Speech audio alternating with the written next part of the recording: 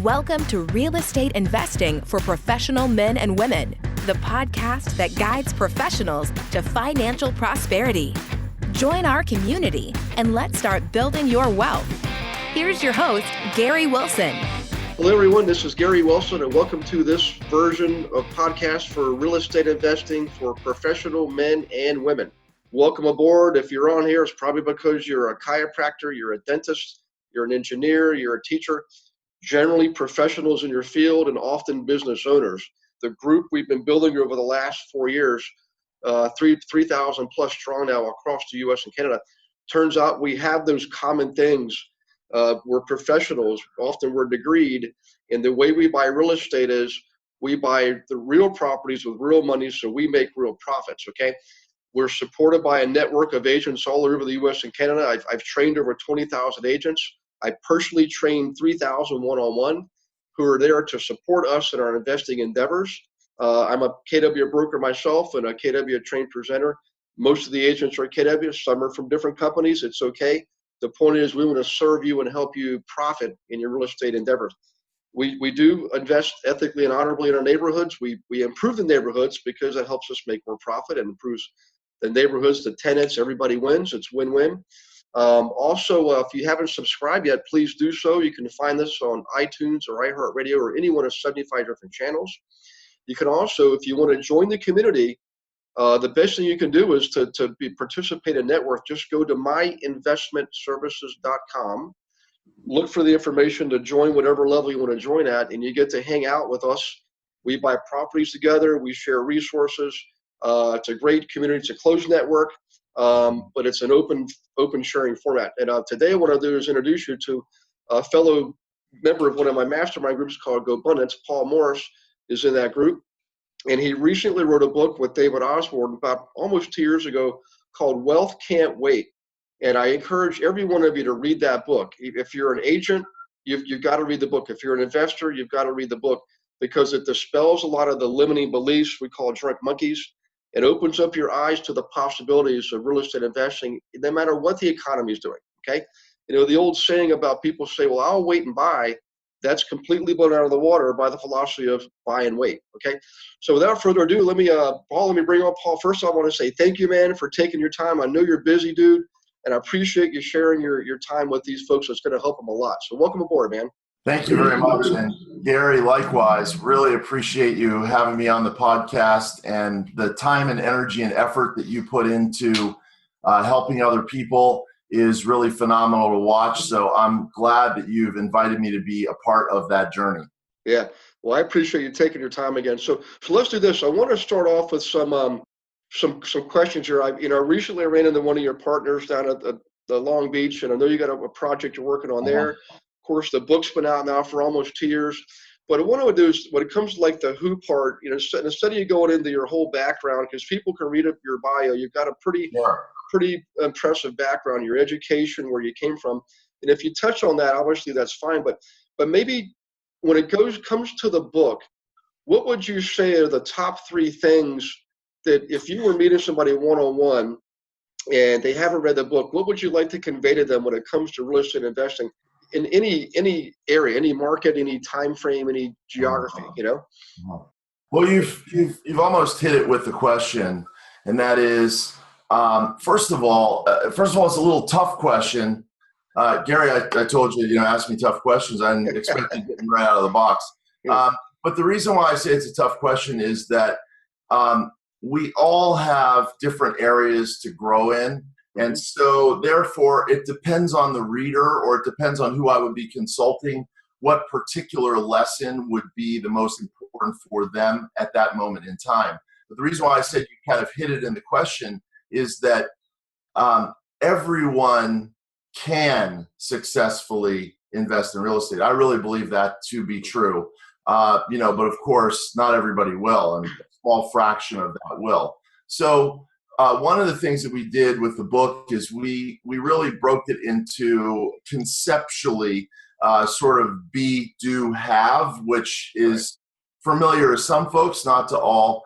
But there's this fallacy around it where you look at somebody that's got a lot of money and a lot of resources, and the fallacy is, well, hey, if I had what they had, then I'd be able to do what they do, and then I could be who they are.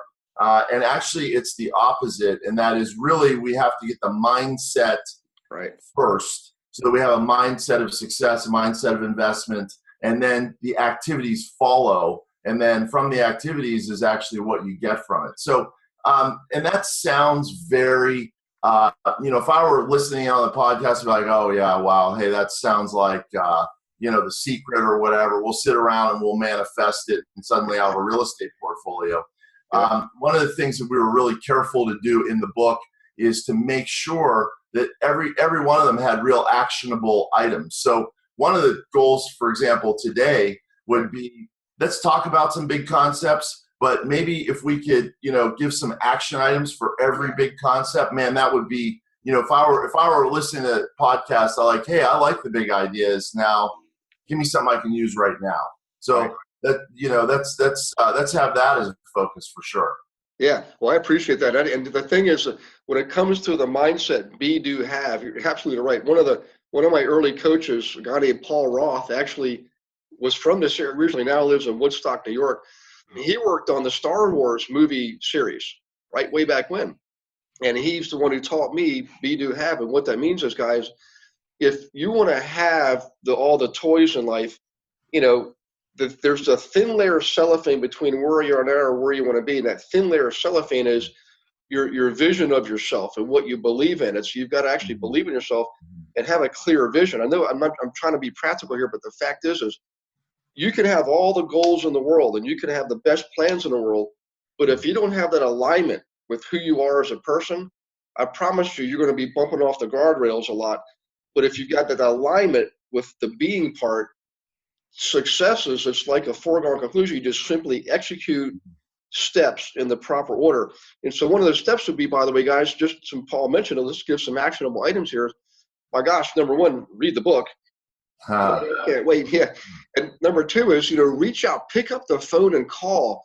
I've taught at well over 600 Keller Williams market centers and well over 20,000 agents in a classroom, real meaningful content for 3 hours.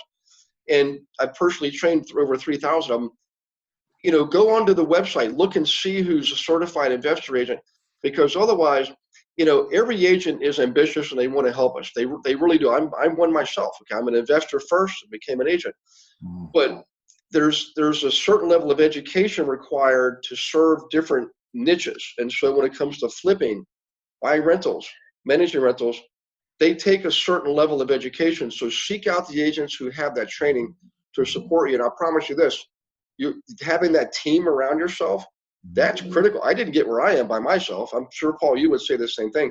So I'd say, guys, read the book, number one. Number two is pick up the phone, reach out and call somebody and ask some questions. Say, have you been certified? Are you an investor agent? What's your background? And that one little step, like success breeds success. So when you take one little action item and you get a result, that's like a little mini goal achieved, and it feeds you to the next action step. So I appreciate you saying that, Paul. What funny thing is when I grew up learning how to invest, I started off in the having part. I just want to have the stuff. When I finally slowed myself down and paid attention to my mentors, I realized success is an inside job. I got to build me first, so that the world, the universe, I'll be aware of everything that's out there for me to help me succeed. There's the thing called your RAS, Reticular Activation System. And it works because if you think about this, if you bought a car last year, you probably saw that same car all over the road when you bought the car, right? Your RAS makes you aware of what's available to you based on your intention, what you're working towards. So if you're not looking for cars, you're not paying attention to all the cars out there. The point is, when you intentionally want to build a portfolio of real estate, you have to act intentionally. And when you do that, your reticular activation system all of a sudden allows you to be aware of the people you need, the books you need to read, and the action steps you need to take. So that's absolutely critical. And I hope we tied some theory back to some action steps there right away. Well, I'm writing some stuff down because you're making great points, and you took what I said and took it even further and better. And some of the points I'm writing down, I'd like to share with your audience, because it's really, it'll be the actionable steps.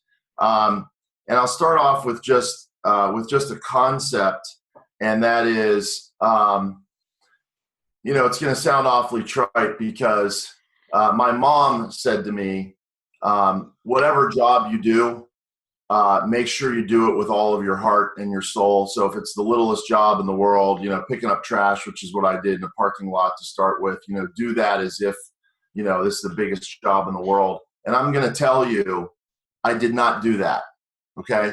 And that's at, 18 or 19 or 20.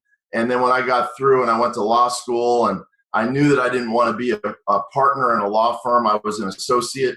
My goal, what I was doing at the law firm was I was going to do, they work you hard, but I was going to do as little work as possible without getting fired.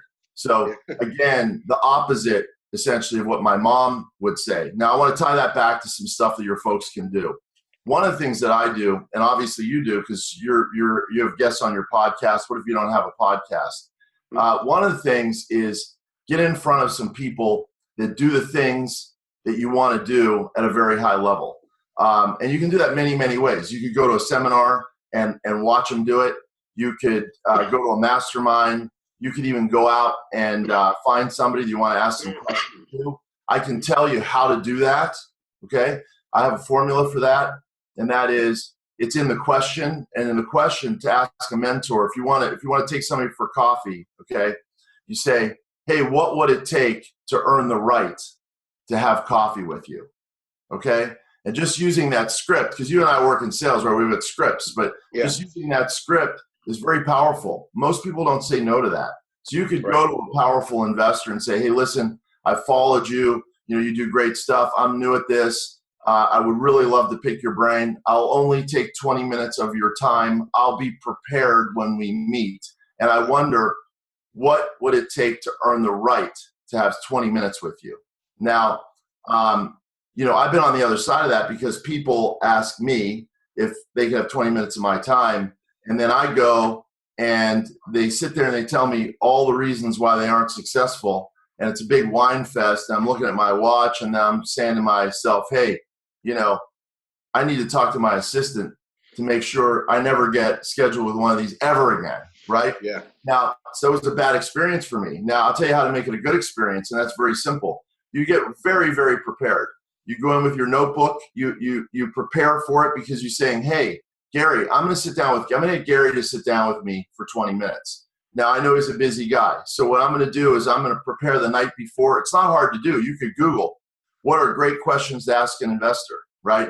You find 100 questions. Go through the 100 questions, pick the 10 that you really like or 5 or 6 you really like. Sit down, say, hey, Gary, I know you've got 20 minutes. The other thing I would do is I would bring you a gift. It doesn't matter, right? If I'm sitting down with a billionaire, right, what am I going to get a billionaire? Doesn't matter. Right. Bottle of wine, pound of fancy coffee. They'll be very impressed that you were that thoughtful. That'll put you in the top 1%. Then you go in and you ask your questions and be mindful of their time. Don't talk about yourself. They're not interested. You're there to interview them. Okay. Right. So if I get 20 minutes with a billionaire, I'm not going to tell that billionaire anything about me. It's going to ruin, 7 of the 20 minutes I have. So, I had the opportunity just a couple of weeks ago to interview a guy by the name of Dan Stern. And Dan Stern is the founder of Starwood Capital, which is also the founder of the Starwood hotel chain. And that alone, by the way, is just a fraction of what he does. And man, we had a list of questions and I had an audience of UCLA MBA students that I mentor. We went to his living room. We did it just like that. And the students learned a heck of a lot. I'm going to tell you, I learned a heck of a lot.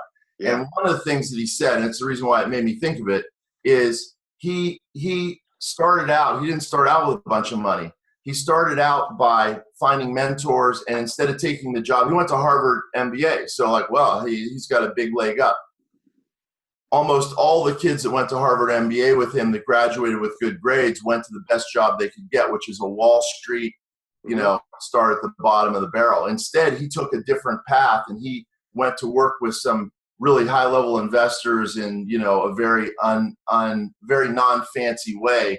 And everything they did, everything that he did at the highest level. So when it was the total grunt work and his boss needed tickets to a concert, he, did everything he could to get these tickets to the concert, and it turned out to be this, amazing story that changed his life, right? Because he got the tickets for his boss, and he had a few extra, and the boss like, hey, come with me. Before you know it, chairman of Disney is the guy that he goes to the concert with. Then he went to work for Disney for a little while. So again, it really does make a difference. It makes a difference because people will notice you, but even if they don't notice you, if nobody's looking, it makes a difference because it changes you on the inside.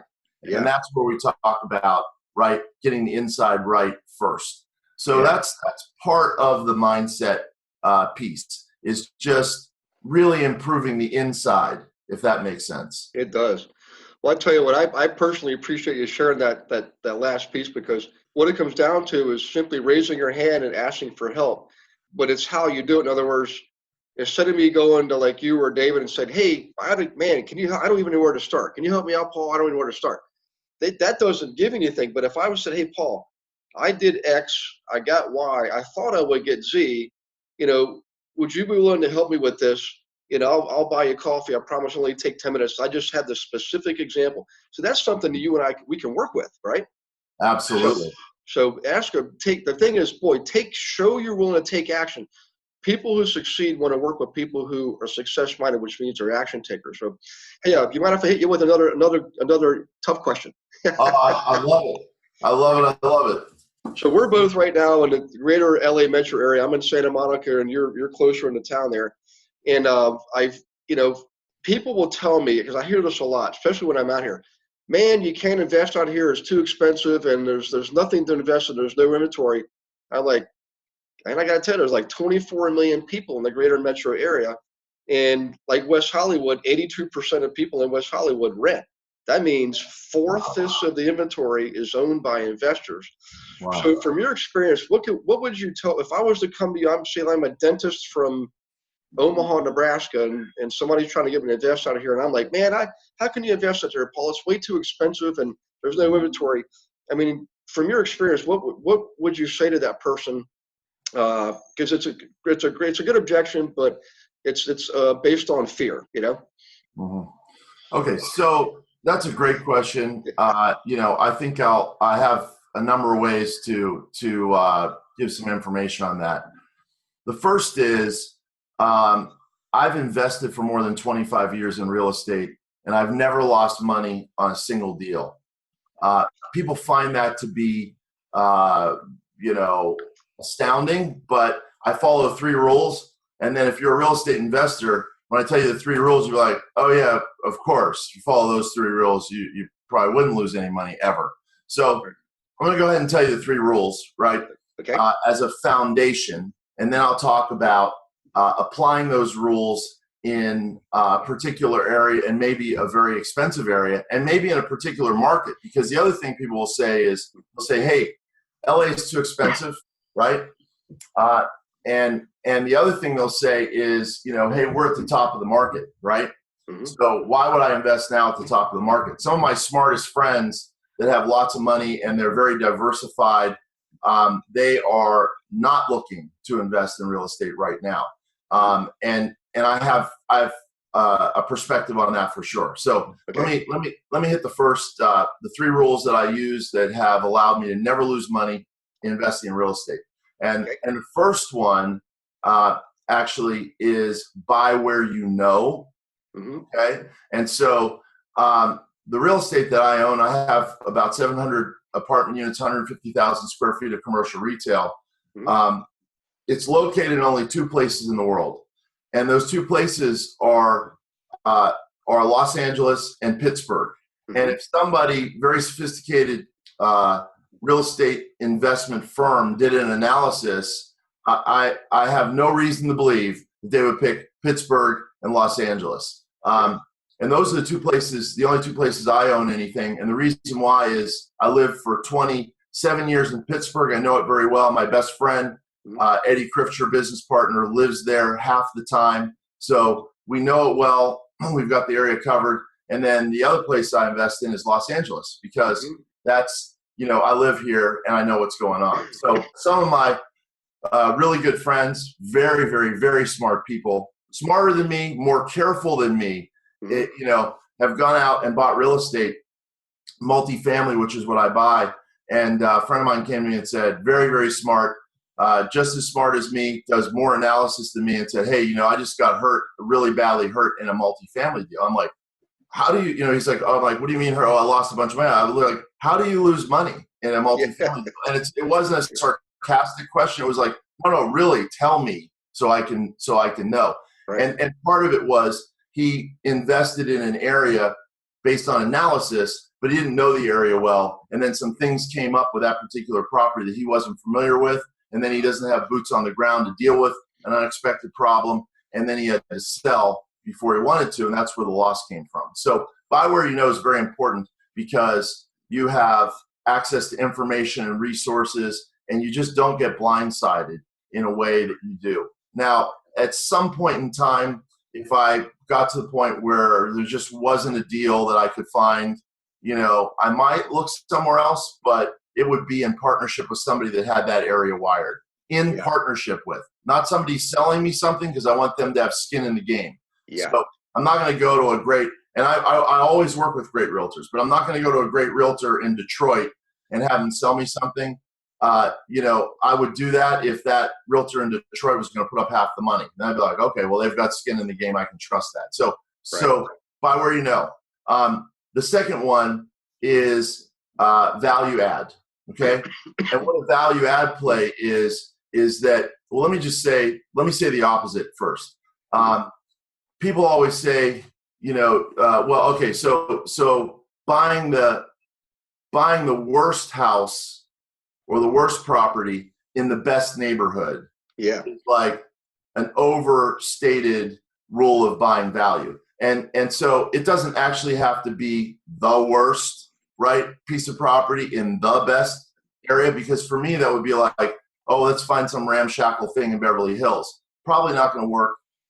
Numbers probably not going to work. I think they would over the long term, but probably not going to work within my third rule. Okay, so you want to buy something that has, and I'll get into that a little bit. When it has a value add, there's actually there's a market built into that particular property. So no matter what happens with the market outside, you still have that upside built into it. Now, if you buy the best house or the best property, if you buy a very good property in a very good neighborhood, you're paying top dollar, you're paying retail, and then whatever percentage the market goes down, you're going to get a direct hit on that. Now, if I have one that needs a bunch of work and I'm in that same area, market goes down, I might actually get hit even a little harder. But once I fix that property up, I'm going to get back to where I was plus a bump, which will take care of some of that downside. So buy where you know, and then also value add. And hopefully I've given enough information on those two. And then the third one is cash flow. It has to cash flow. So, and I'll give you one caveat, and that is because it's a value add, right? Sometimes when I go into it, it might even be a negative cash flow the way it is. But I have to have a very simple plan to fix it up and get tenants in, and then it cash flows then. And then what I do is I keep it very simple. So if you think about, and I think it's worth taking, an extra minute or two on this particular concept because it's so important. And here's what you end up having in reality. So let's say you're not talking about Beverly Hills, but you're talking about a good area, not the best area. So let's just say like in LA, it would be like Mar Vista. Hey, it's a good area. It's not Beverly Hills, but it's also not, total ramshackle area. So now you got a pretty good area and you buy something that needs a lot of work. Maybe it's a fourplex and 3 of the units are trashed or whatever. And I look at that property and what the person's willing to sell it to me for. As soon as I go in there, I'm losing money. But the renovation that I do is very basic. So I make sure it's clean and safe, right? So, make sure the doors and locks and everything are all safe. I put in the security lighting. I make sure all the common areas are really clean. I redo the yard so the yard looks good. And then let's say we've got one unit that's filled and I've got somebody in there. I don't mess with that. And then the units that are ramshackle or empty, I go in, I just do the basic stuff. I make sure put in brand new carpet or buff the hardwood floors, brand new paint, and make sure they've got, nice nice appliances, and then I take the pricing and I price it just a little bit below what it costs to get in that neighborhood. Right. And now, if you think about it from a renter's point of view, you're like, wow, I can barely afford to get into Mar Vista. Let me go look at this one bedroom. And all the one bedrooms that are at the lower end of it are in horrible shape. Now I go to this one and, geez, it's well lit. It's safe. I don't mind my daughter living there. I don't mind living there. Right. And it's safe and clean and bright, and the stuff works, and you rent it immediately. So right. I generally deal really. I know it's prudent to put in a vacancy rate when you do an analysis, but I routinely deal with almost zero vacancy because my properties are at the less expensive end of really good neighborhoods. And Right. you tell me what market, okay? Like the market crashes, right? The lesser expensive apartments in the better neighborhoods take a big hit. The answer is absolutely not. Right. So those are really the three rules that I use to buy real estate buy real estate at any time and make sure that it's a good value, and over time have never lost money. Yeah. Well, you actually, and I appreciate that the 3 points. You actually made a fourth point though, which is pretty critical. In any area, like in LA is huge. If you count San Bernardino County, Riverside County, Orange County, LA County, it's just huge, 24 million people. You mentioned the part about partnering with someone else who has skin in the game. That's a huge, and I'm the same way. Like I've one of my partners in the past, I still work with him. His name Vince Perucci, also in Pittsburgh, by the way. Former accountant. All he does is invest, and he runs another medical oriented company. But we always partnered together, and we always made sure we had equal stake in the game, and we did quite well. It was the best partnership I've ever had. In fact, I'll tell you an interesting story real quick. All right, so I don't know if you knew, I was in Pittsburgh for about 24 years. Yes. And Vince flipped the house across the street from Mr. Rogers' house. I know exactly where Mr. Rogers lives, on Beechwood Boulevard. How about that? The house right across the street. I listed that house for Vince when he flipped it years ago. That's a small world. So in any case, partnering, and I just want to emphasize this for everybody listening. LA area is huge, guys. You could go out to the east, slightly to the south, like east, southeast, hit Whittier and Downey and Corona and Covina and all these all the way out to Redlands. It's kind of far out, but it's Rancho Cucamonga. All these great areas that you can invest in that are less than, say, in Midtown LA, and you're not that far away. You don't have to drive there every day. Just go out to inspect the property, do your purchase, and have the right person in charge there to run it. Partner with somebody there. So, Paul, you're absolutely right. Those three things are critical. But the fourth thing about partnering, I tell you, most people I've met who have achieved great levels of success, to a certain degree, have partnered with others along the way. I mean, has that been in your experience investing? Did you start off just your own independent, buying your own properties, maybe in Pittsburgh, and then eventually you got into partnerships? Or tell us a little bit about that, if you don't mind sharing that part of it. Sure. Well, first of all, I think it's a good lead-in to answer another question, which is a very good one, and that is, how do I start investing, right? So I have no investment. Where do I begin? Right. Okay, that's what people often ask me. When I was doing the roadshow for the book, I was interviewed on a bunch of big radio stations, and had fancy people as guests or whatever. And I was surprised at how many of these people did not own. Now, one of the reasons why they didn't own is because a big radio station in Chicago is expensive, right? So it's like LA. So the first thing, and I'll tell you how I did it when I lived in Washington, D.C. It might not be relevant to everybody because you have to put up with a little bit of annoyance, and maybe if you're a family, you don't want to do it. But I'm just going to go ahead and say it. And the first thing that I did was buying my first expensive house in an expensive city. And by the way, at that point in time, think about this. I'm renting because I want to live right in center city, DC, near where I work. I didn't want to be out in the suburbs because I didn't want the travel time. By that time, I don't know exactly, but by that time, let's say I already own 50 units. Okay. Not in Washington, D.C., right? But in Pittsburgh, I already own 50 units, and here I am renting, right? Mhm. And so that seemed weird, right? One of the things that I did was I bought a house right in the center of D.C., very, very expensive area. Yeah. And because I was an owner-occupier, okay, I was able to get great financing with low money down. So I get great rates Mhm. and very little money down. You can never do that on an investment property. So I could go in with 5 or 10% down. I'm pretty conservative, so I actually did go in with 20% down, but I could have gotten 5% down. And based on the way I'm going to tell you to do it, it would make sense to do. So you go in with 5% down, and then you go, okay, what's the mortgage? What's the principal, interest, taxes, insurance, maintenance, right? And by the time I look at all that, I'm like, geez, I can't afford to live in the house, right? Yeah. And it was a beautiful 100-year-old house. It did need some work, so it was a little bit of a value add. It was definitely in a fabulous neighborhood, so it had a lot of upside. Mm-hmm. And what I did was I rented out the it was real thin. You know, it's like in New York, they'd call it a brownstone, and in Pittsburgh, they'd call it a row house, right? Not very fancy, okay? Right. It was very narrow, very tall, and I just took, each floor kind of made a good living space, including the basement.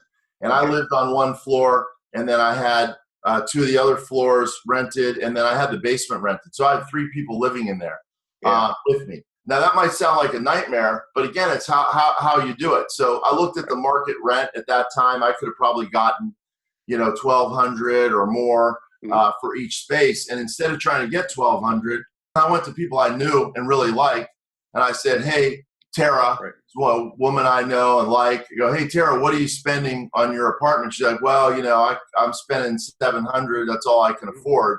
So I go, okay, well, I got a space that I could rent for $1,200. How about if I put you in there for $700? Because I don't want to live with strangers, right? And I knew she's responsible. And I said, I'm going to put you in there for $700. I'm going to sort of make you the house mother, right? So you can do the chores and make sure stuff gets fixed.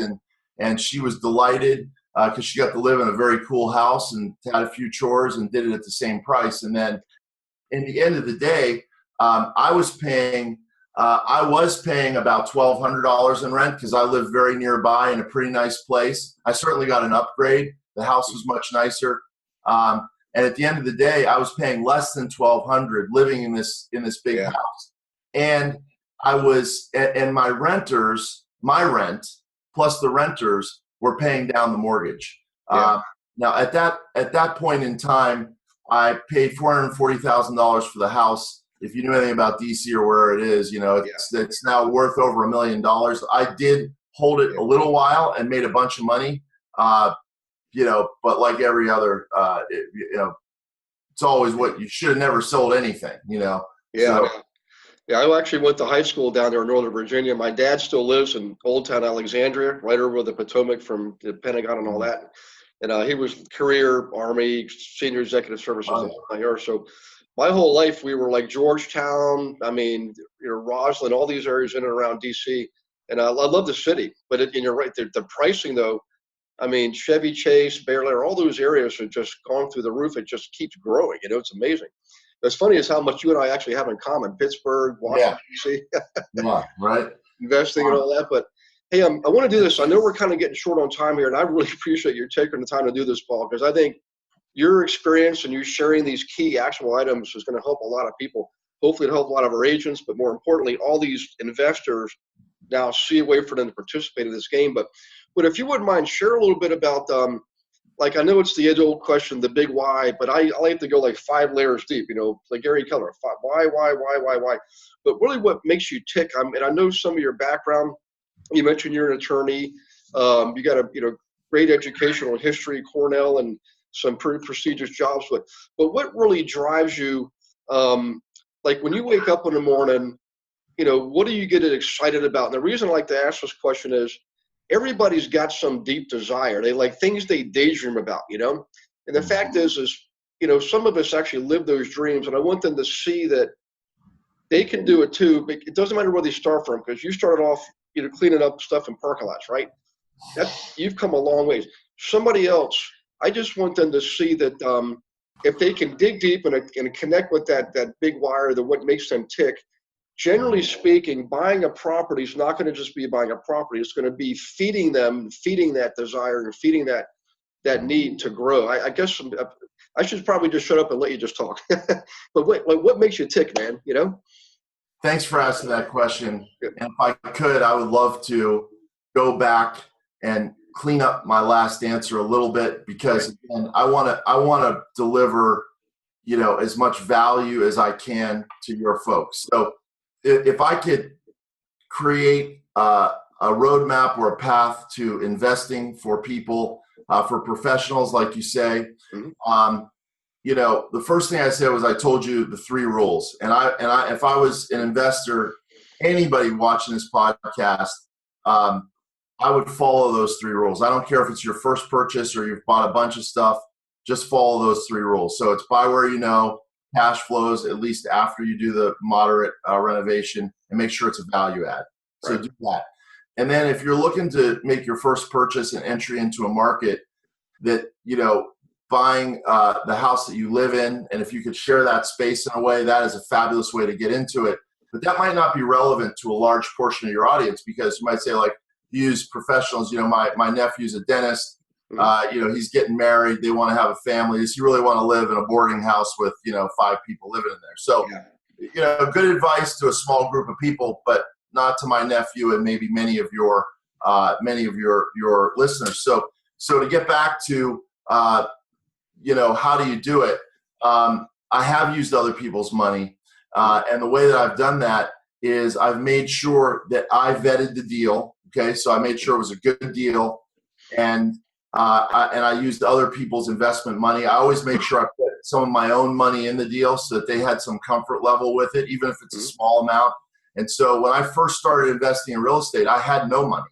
But what I did was I found the deal first. So even today, where I have a great track record, I still don't go out to people and say, "Hey, Gary, put $100,000 aside and I'm going to invest it for you." I don't even feel good about that. What I do feel good about is I find a particular property. It's got upside. It follows my little formula. I do a little bit of due diligence, and it's like, this is what I'm buying it for. This is what it's going to cost to renovate. This is how long it's going to take. And this is what the rents we're going to get on the other side. That's all you need to know. Okay. Yeah. People pitch real estate deals to me. I've been doing this for 25 years. I'm like, I have no idea what they've just been talking about. 25 minutes later, I'm like, what, okay, I don't get it. Part of it is I have a hard time paying attention, right? Another part is, so it's like, okay, well, maybe I just wasn't paying attention, but I also think I'm smart enough or have been doing this long enough, I should be able to know. How much does it cost to go in? Right. What's it going to cost to renovate? How long does it take to renovate it? And what do you end up with on the other side? That's really all you need to know whether you want to invest or not. And if you do that, using that simple formula, then you can attract other people's money. And so in doing that, that's how you can get into the game without a bunch of money. So I hope that answers a bigger question to a bigger part of your audience. And then also I'll just say, I've been putting out a bunch of videos for mindset and a bunch of different stuff. And my Instagram is at Paul Mark Morris. It's Paul Paul Mark MARK Morris MORRIS. That's my Instagram. It's also, you can find me on Facebook that way. Mainly those 2 outlets. I put a bunch of content out, so you can dig deeper on that stuff, or even send me an email. You can send me an email, Paul at forward1, which is just forward plus a one.com. Okay. I'm happy to assist some of your folks with some questions. So if that was way more important than like, hey, what drives me in the morning as far as I'm concerned, but if we still have time, I'll tell you what drives me. Okay. Well, first off, I appreciate you sharing what you just shared, because we'll put that in the podcast notes so people can listen. Also, they can read and go to the Instagram, your Instagram site there, and also email you. So it's Paul Mark Morris, right? Yes. Okay, good. Yeah, I never knew about the Mark part. So cool. And then I appreciate you sharing information. So anything else, if you think of, just email me later or something like that. But yeah, we probably got about 2 more minutes. If there's something you want to share, like final words of wisdom, like something your mom told you, maybe something Robert Kiyosaki mentioned, that was like a turning point or a pivotal point for you. If you have something like that, don't mind sharing, that would be awesome. We'll go ahead and wrap it up after that, Okay. So I'm going to go ahead and share sort of my mantra and the thing that keeps me going. And I think it's important for people to have an idea of what drives them. By the way, it doesn't have to be an original idea. So if you like mine, steal it. Or if you like mine, steal it, change it a little bit to make it for yourself. It came to me when I was writing Wealth Can't Wait. And people were like, well, money's not everything. And, I agree with that, of course. And so I was thinking, what really is it? So for me, my mantra on that is freedom, the power to choose and create. And wealth gives you freedom. So what do I want to do with that freedom? What really drives me? And it's, sorry, it's basic, but the power to choose is really having the power to do what I want to do when I want to do it. It's pretty basic. And then I get a lot of juice out of creation. So it's like having an idea, getting great people around the idea and executing that idea. And I really get charged up by that. One of the things, that I think is something to understand is that, we live in a time where somebody, you've got an app idea or you've got a tech play or you've got whatever, and you're reading the news about, hitting this grand slam and all that sort of thing. There are more folks. So if you think about a real, like if you went through the billionaires and say, hey, how do the billionaires make their money? I'm not sure. I haven't done that analysis. It would be interesting. Yep. But I would bet you, leave the billionaires out of it and think of an amount of money, Gary, you and I would be sort of pumped to have. Let's just say $100 million. Okay. If you went across the United States and said, hey, who has $100 million of wealth or more, many, many, many, many of those people will be people you've never heard of that have built a real estate portfolio. Yep. And the vexing thing about it is, and it's part of our, people will blame the millennials, but I know it's true of people like me with ADD. You don't have to be a millennial. We want results quickly. And we greatly overestimate what we could or should be able to accomplish in a small amount of time. Right. And then we greatly underestimate, what we can and should and will do over a long period of time. And so, you look at me and you go, hey, Paul, you got 700 units, like, wow, that's cool, blah, blah, blah. And then you want to bust your hump to go look at a duplex. Be like, I don't want a duplex. I want 700 units. Well, I started with a duplex. Yeah. And that's how you learn. And so you just get in the game. So get off the sidelines, get in the game. You can do it. You can do it in a very safe way. Follow the 3 rules. Follow the 3 rules. Do it in a safe way. Buy a duplex. Go to an area that's a little bit dicey. Where that the area is improving, very important, and there's reasons for it to improve, like it's near a school or there's an economic engine underneath it, and just get in the game. So take action. That's the biggest thing. Yeah, that's it. That's so funny. You wrapped it up with that final word, action, because that really is that's the thin layer of cellophane between being and having is just simply taking action, So what a great way to wrap that up. So I just want to tell you from the bottom of my heart, I think I speak for a lot of people. Thank you for sharing your valuable time and wisdom. Hopefully everybody, you'll actually take up Paul and his offer, at Paul Mark Morris. Okay. Read the book, Wealth Can't Wait. Look him up. I mean, check him out. All of us are stuff. We're like public figures, and you can see it's he's the real deal. And I'm glad to be associated with you, man. And if everybody listening, just remember, join the community. Go to myinvestmentservices.com. Join some level. Participate. subscribe to the podcast, on iTunes, iHeartRadio. Basically, it's real estate investing for professional men and women. And Paul, do you have a podcast too you want to plug to while you're here? Get the opportunity. I don't know if you have one. I just thought about that, but you know what? I'm working on it, and we're launching. David Osborne and I, along with a great partner, Tristan from Lab Coat Realtors. Okay. We're launching a Facebook group, which will be the start, and then having podcasts. We've done a lot of content in advance. We don't want to create a community and then people go there and go like, hey, where's the stuff? So we're building a lot of this stuff first, but we do have, it's a closed group, but we do have a Wealth Can't Wait Facebook group.